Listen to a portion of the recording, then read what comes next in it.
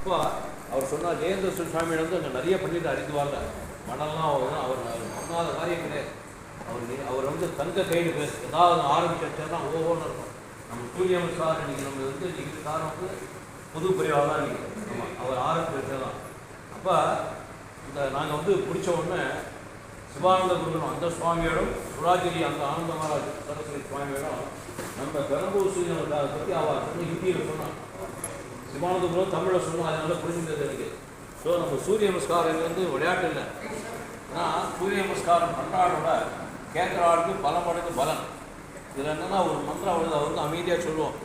அவ்வாத்தில் குழந்தை பாக்கியமில்லாவது குழந்தை உண்டாகும். சூரிய நமஸ்காரத்தில் கர்ப்பம் தரிக்கும். நான் வந்து சமீபத்தில் ஒரு ஆற்றுல 11 வாரம் அந்த ஜபம் மட்டும் பண்ணி 12 வருஷத்துக்கு அப்புறம் அந்த பொண்ணு கன்சீவ் ஆகிட்டாங்க. கன்சீவ் ஆகி 4 மாதம் ஆகிட்டாங்க. ஆனால் அது கண்டிப்பாக நடக்கும். நம்ம வந்து